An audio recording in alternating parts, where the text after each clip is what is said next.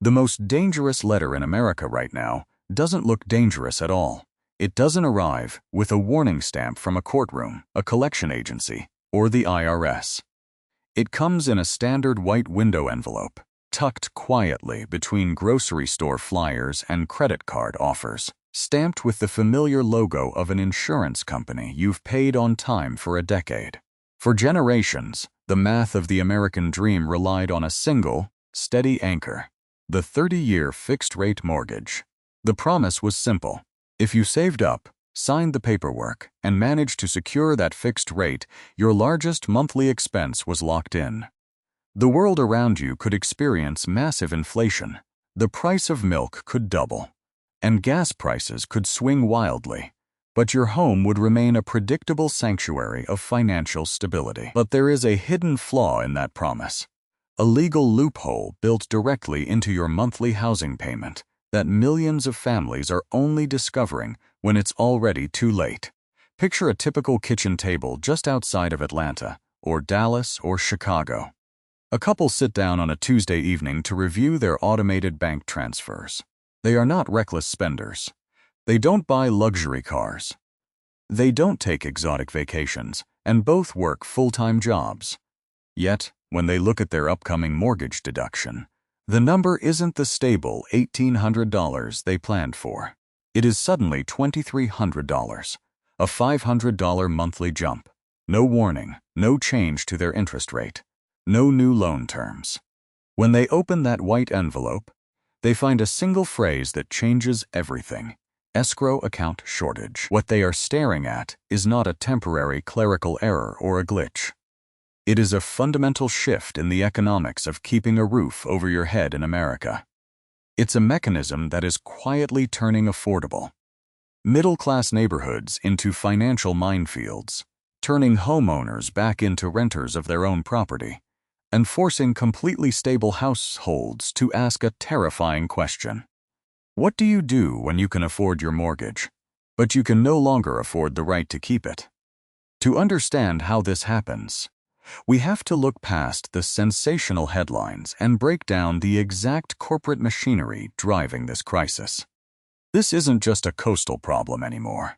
Local insurance premiums have secretly outpaced general inflation, and understanding how it works is the only way to protect your household budget before that next envelope arrives in your mailbox. Because the real story doesn't start with a housing shortage or a stock market crash. It starts with a line item most families never look at until it changes their lives forever.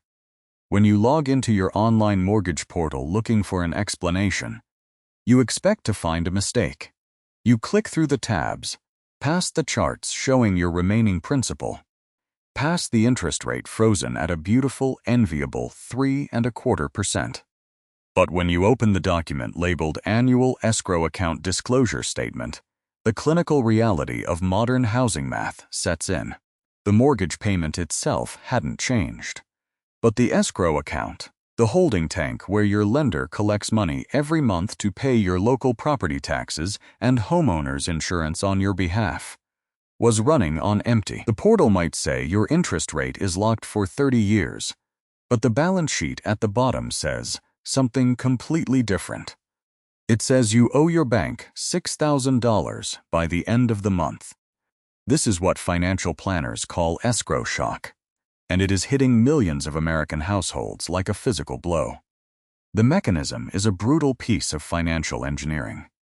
When your home insurance premium spikes, your bank doesn't stop paying the bill. They cover the difference to protect their asset, but they don't do it for free. The next year, the bank comes to collect. They don't just raise your monthly payment to cover the new, higher cost of insurance going forward. They also add a temporary surtax to pay back the shortage from the year before, alongside a mandatory cushion to make sure it never happens again. And this is where a simple math problem turns into a heavy psychological weight that sits in the room during dinner. A $500 monthly increase isn't something you solve by canceling a couple of streaming subscriptions or dining out less. In an environment where the weekly grocery run already feels like a high-stakes negotiation and utility bills are steadily climbing, A structural jump like that, completely wiped out before a single light switch is turned on or a single child is clothed. When you call your neighbors or talk to coworkers, you realize the strangest part of the entire situation. You aren't alone. Across the street, down the block, and 3 towns over, the exact same white envelopes are landing in mailboxes. So how does a fixed-rate safety net unravel so quickly? The answer isn't hidden in a sudden downturn in the local housing market or a drop in personal credit scores. It is buried in a silent, structural shift inside the global insurance industry, one that has quietly redrawn the boundary lines of what it costs to live in America. To understand why a family's mortgage payment can mutate overnight, we have to pull back from the kitchen table and look at a structural reality inside modern housing, a concept known as the fixed cost floor. When you buy a home, you assume your baseline expenses are split into 2 clean categories: things you can control and things you can't. You can control how much you spend on groceries, streaming services, or family vacations. You cannot easily control your principal and interest. That fixed mortgage rate is supposed to be your shield against a volatile economy. But that shield has a critical vulnerability. To keep that fixed interest rate, your lender legally mandates that you maintain active homeowners insurance. If you drop the coverage, or if your provider cancels your policy and you can't find a replacement, the bank will step in and buy it for you. This is a brutal mechanism known as force-placed insurance, a default policy that often costs 3 to 4 times more than a standard plan. With far less coverage, you are trapped in a system where you must pay for insurance to protect the bank's asset, no matter the price. The real driver behind these runaway costs isn't actually found at your local insurance agent's office. The answer is hidden in an invisible tier of global finance most families have never heard of: reinsurance. Reinsurance companies are essentially insurance for insurance companies. When massive wildfires hit the West, historic freezes strike Texas, or severe storms batter the Midwest, local insurance companies turn to these global financial giants to bail them out. But over the last few seasons, global reinsurers looked at the skyrocketing costs of construction materials, widespread labor shortages, and volatile localized weather events. They made a cold, mathematical decision. They raised their rates across the board to protect their own profit margins. Your interest rate might be frozen in time, but the cost of plywood, drywall, concrete, and roofing nails is completely uncapped. When local insurance brands face massive rate hikes from these global giants, they don't absorb the loss. They pass it down the line. They petition state regulators for double-digit premium increases, or they simply pack up and pull out of entire zip codes altogether. This leaves millions of homeowners with fewer options, dwindling competition, and soaring premium notices. This is the hidden mechanism breaking the American middle class. The mortgage interest rate stayed exactly where it was, but the mandatory overhead required to keep the loan valid became a variable, volatile tax on homeownership. Families didn't mismanage their money. The structural math of keeping a home shifted underneath them while they were at work. For years, it was easy for critics to look at individual household budgets and point to personal choices. They blamed the daily premium coffee, the financing on a new car, or a general lack of consumer discipline. But the macroeconomic data tells a cold, institutional story that completely detaches this crisis from personal behavior. According to a comprehensive 2026 report by LendingTree, U.S., home insurance rates surged by a cumulative 46.8% between 2020 and 2025. This multi-year climb wasn't gradual. It was a sharp, vertical line, driven by an annual spike that peaked at 12.7%. Data compiled by Insurify reveals that since 2021, home insurance premiums have outpaced general consumer inflation by a staggering 3-to-1 margin. The numbers say one thing, the kitchen table says another, but this time, the macroeconomic numbers are precisely why the kitchen table is empty. And if you think this is exclusively a coastal issue, a penalty reserved only for beachfront properties in Florida or wildfire zones in California. The regional breakdowns expose a far more widespread trap. According to that same lending tree analysis, the state with the highest cumulative rate increase over that 5-year period wasn't on the ocean. It was Colorado, where premiums skyrocketed by a staggering 100.8%, essentially doubling the cost of basic home preservation in just half a decade. Close behind were states across the American heartland. Iowa saw a 96% increase, while Minnesota surged by over 88%. But the most diagnostic metric of this crisis comes from a March 2026 analysis by the Federal Reserve Bank of Dallas, which tracked real-world mortgage performance data using ICE-McDash. They measured the percentage of a family's total monthly mortgage payment that is consumed purely by property insurance. A decade ago, insurance was a minor footnote, hovering around 10% of the average monthly principal and interest payment. By 2025, that floor had risen to a national average of 14%, with vulnerable regions consuming nearly a fifth of total monthly housing allocations. What this means for millions of families is a complete structural inversion of their personal finances. When you signed your paperwork, your monthly payment was structured to build long-term equity in a physical asset. Today, a growing portion of that cash is vanishing into an uncapped, non-negotiable insurance floor, yielding zero return on investment. The data proves that the math of traditional American homeownership isn't breaking because families lost their financial discipline. It's breaking because the structural baseline required to simply exist in a home has outpaced both wage growth and general inflation. And the real danger isn't just what this shift does to a bank statement. It's what happens when that relentless economic pressure begins to reshape the collective psychology of the American family. When a structural math problem becomes this relentless, it stops being a simple item on a spreadsheet and transforms into a chronic psychological weight. For generations, the primary mental benefit of homeownership in America was a sense of finality. Once you closed on the house, you had made it. You were insulated from the arbitrary rent hikes of a landlord. Your home was your sanctuary, the one place where the outside world couldn't rewrite the rules of your survival. But when uncapped overhead costs puncture that fixed-rate shield, that entire psychological foundation cracks. And this is where the story stops being about money. It becomes a story about a quiet, invisible erosion of stability inside the American household. This erosion doesn't look like a sudden, dramatic foreclosure. It looks like a subtle, permanent shift in daily behavior. It manifests as a knot in the stomach every time the mail truck pulls up to the curb. It is the hypervigilance of opening the mortgage app, not to see how much equity you've built, but to check if a new escrow deficit has been quietly assessed behind the scenes. The home slowly stops feeling like an asset and starts feeling like a liability you are desperately trying to appease. This constant pressure pushes families directly into survival mode. In this state of chronic financial anxiety, long-term planning becomes an impossible luxury.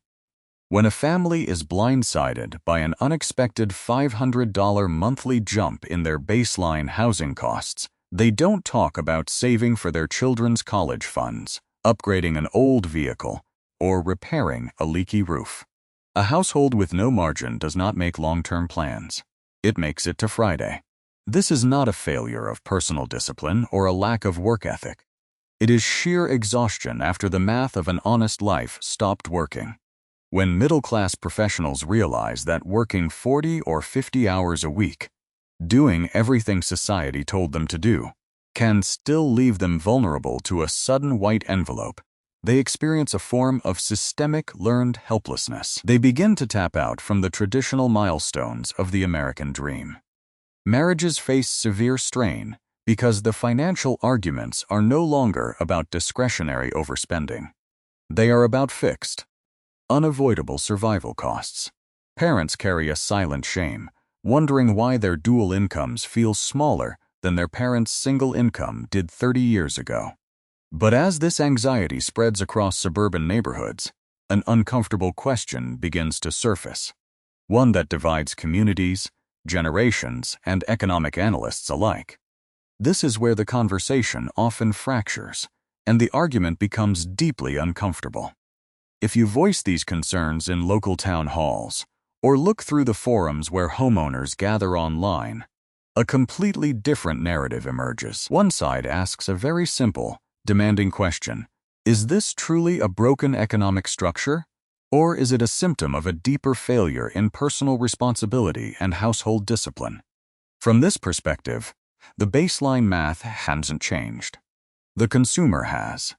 Critics of the systemic trap argument point out that millions of buyers willingly flooded the housing market when interest rates were historically low, intentionally stretching their budgets to the absolute maximum of what their lenders approved. They argue that lifestyle inflation is a quiet epidemic.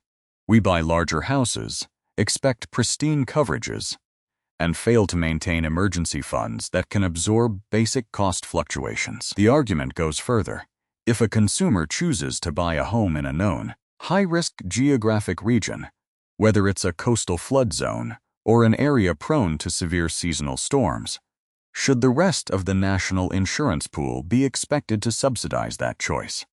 But not everyone agrees with this explanation. This is exactly where the argument gets complicated, because both sides are looking at the same ledger but reading different lines. Admitting where personal choices matter is essential. A household that builds zero financial margin into their initial purchase is always one minor emergency away from a crisis. Financial discipline, shopping around for competing quotes, raising a deductible to lower a premium, these are real, tangible actions that individuals control. However, the counter perspective argues that personal discipline cannot negotiate with a global reinsurance matrix. A homeowner who purchased a modest, average-sized suburban home in Ohio or Indiana 10 years ago didn't change their lifestyle or downsize their discipline last month. They didn't move their house closer to an ocean or a fault line. Yet, they are opening the exact same white window envelopes, revealing massive premium adjustments. The structural math has independent momentum. When the absolute minimum cost of construction materials, replacement labor, and municipal property valuations rises sharply across the country, the baseline cost to insure an asset moves with it. The real insight isn't that one side is entirely right and the other is wrong. It's that personal responsibility is currently being forced to operate inside a structural framework where the floor is moving rapidly upward. When survival costs transform into a moving target, standard middle-class discipline stops looking like a path to wealth and starts looking like an endless effort just to stay in place. When the historical blueprint of homeownership shifts beneath a family, navigating the new math requires moving past paralysis and into forensic clarity. It requires separating the macroeconomic noise from the practical boundaries of an individual household budget. Because while a family cannot personally negotiate with a global reinsurance matrix, they can systematically dissect the line items that cross their kitchen table. The path forward begins with a fundamental distinction: understanding what part of your housing cost is structural and what part is actionable. The first step toward regaining control isn't checking your balance. It's changing the exact way you read your mortgage statement. Most homeowners treat their escrow account as a black box, a single, aggregated deduction handled entirely by their bank. But when a payment shocks your system, you are legally entitled to challenge the underlying data. The practical map begins by calling your lender and requesting a manual audit of the escrow analysis. You need to identify whether the sudden increase is a structural change in your core insurance premium, or if your lender is holding an excessive cash cushion, money sitting idle in a bank account that could otherwise stay in your emergency reserve. Next, you must evaluate the structure of your insurance policy itself. For years, the standard advice was to auto-renew the same insurance policy annually to build corporate loyalty. In the current economic landscape, that loyalty can act as a quiet premium tax. Homeowners must actively reshop their coverage every single year, moving past the massive national brands to check regional independent brokers who specialize in localized risk management. Adjusting your deductible, moving from a standard $1,000 baseline to a $2,500 or $5,000 threshold, can instantly lower a monthly premium notice by 15 to 25%. This shift trades a minor out-of-pocket risk during a major event for immediate, predictable breathing room on a random Tuesday morning. But the most critical piece of control comes down to a choice most families don't realize they have when an escrow shortage arrives. When a bank discovers a deficit, their default action is to automatically spread that shortage across the next 12 months while simultaneously increasing your future cushion. This creates the double whammy payment shock that breaks a budget. However, most servicers will allow you to pay the past shortage as a single upfront lump sum. By clearing the past deficit entirely, you eliminate the retroactive penalty, preventing your ongoing monthly payment from jumping to an unmanageable height. Finally, households must give themselves permission to stop carrying the psychological shame of a changing macroeconomy. You cannot control the price of raw timber, the shortage of local contractors, or the global underwriting formulas calculated in European financial centers. Blaming your personal spending choices for an institutional shift in housing overhead only delays the tactical adjustments required to survive it. Taking responsibility doesn't mean pretending the system is fair. It means mapping out the exact floor you are standing on and securing your footing before the next envelope arrives. If we step back into that quiet suburban kitchen, the white envelope is still resting on the counter. The structural deficit in the escrow account hasn't miraculously vanished, and the global reinsurance market isn't going to adjust its corporate algorithms by tomorrow morning. But as the house grows quiet, the nature of the anxiety in the room has fundamentally shifted. The crippling weight of financial shame only thrives in the dark. When households believe that an unmanageable budget is a personal indictment of their work ethic or a symptom of bad choices, once you pull back the curtain on the institutional machinery, once you see the direct connection between global financial structures and the localized cost of drywall, plywood, and insurance premiums, the problem changes shape.